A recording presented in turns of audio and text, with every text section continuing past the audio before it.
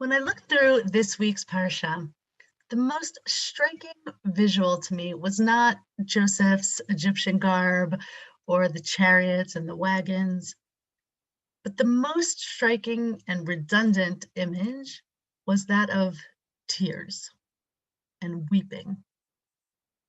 I never noticed just how much Joseph cries.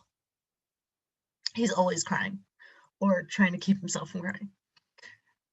No one in the Torah weeps as much as Joseph. The tears start to bubble up already in last week's parsha. In Parshat MIKETZ.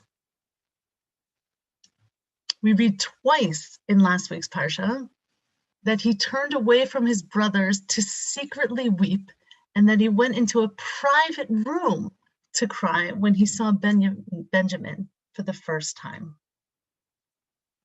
In last week's parsha, he's still trying to hide or suppress his tears.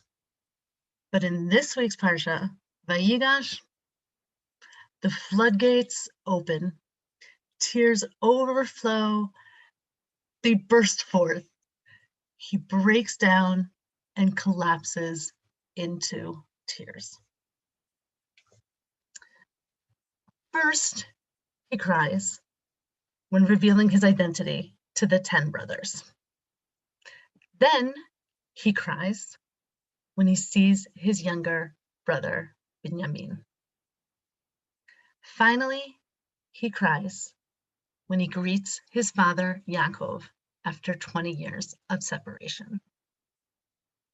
Interestingly, we don't read that Joseph cried when he was left in a pit or locked up in a cell. He doesn't cry in the face of physical suffering. His crying is only triggered, and never really stops, once he is face to face with the family of his childhood. And then his tears span the full and complex spectrum of emotion. On the one hand, tears of sorrow, anger, grief, and guilt. On the other hand, tears of joy, relief, hope, and love. American writer Washington Irving once wrote, "There's a sacredness in tears. They're not the mark of weakness, but of power. They speak more eloquently than 10,000 tongues. They are the messengers of overwhelming grief, of deep contrition, and of unspeakable love." For years, Joseph lived behind a mask, isolated and disconnected from his true self. The vulnerability and authenticity of crying, of removing the mask, letting down the guard, is essential, necessary for real connection and reconciliation. Of course, for artists, tears are a universal sign of visual expression of emotion. But like in real life, tears in art can indicate sadness or joy, rage, or grief. Picasso's famous Weeping Woman was the end of a series of paintings that Picasso made in protest to the Nazi bombing of the town of Guernica, in which hundreds were killed during the Spanish Civil War. Although he spent most of his adult life in Paris, the destruction of his native country was very painful and personal for him, and inspired much of his art in 1937. Weeping Woman has become an iconic image of unspeakable grief and pain, representing universal suffering. Her fragmented features add to the painting's emotional intensity and anguish. The combination of bright colors, green and red, blue, yellow, And dark hues reflect the shock and the death surrounding this woman.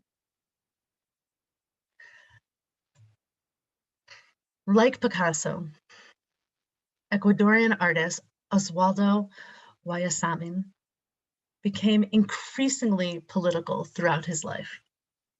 His dark and haunting paintings about the horrors of war and oppression, including this one, simply entitled The Cry. Following World War II, a series of crying boys created by an Italian artist were wildly popular around the world, particularly in Europe, particularly in England. Reprints, especially the one with the red frame around it, were mass produced and bought first by tourists and then by residents. So there's much debate about the inspiration, the real inspiration for these paintings. The tearful faces of innocent, sad, poor children looking straight at us, at the viewer, made them a popular and familiar symbol of grief and loss following the war years. Roy Lichtenstein, one of the most iconic pop artists, painted his crying girl in 1963. In contrast to the crying boys, his figure is not looking directly at us, but is looking back towards something that seems to have caused her distress, fear. Lichtenstein uses these bright colors and the style of comic strips to convey that the woman's exterior beauty, even perfection, is actually covering up her real struggle and real sadness. But Lichtenstein also uses tears to convey joy or relief, like in his famous painting, Happy Tears.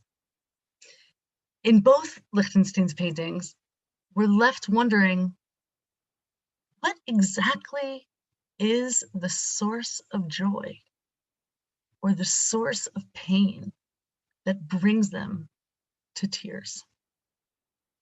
And in asking this, the same profound question is reflected right back at us.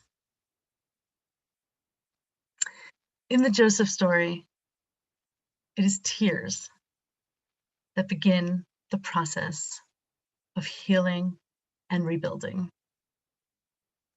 May the many, many tears of the past year do the same. I am excited to try this project that I just found on a great blog called That Art Teacher. I'm going to use watercolor paint and either a regular paintbrush or a dropper to make these colorful tears surrounding an eye. I will let you know how it goes when I do it for the first time tomorrow. Shabbat Shalom, everyone. All the best.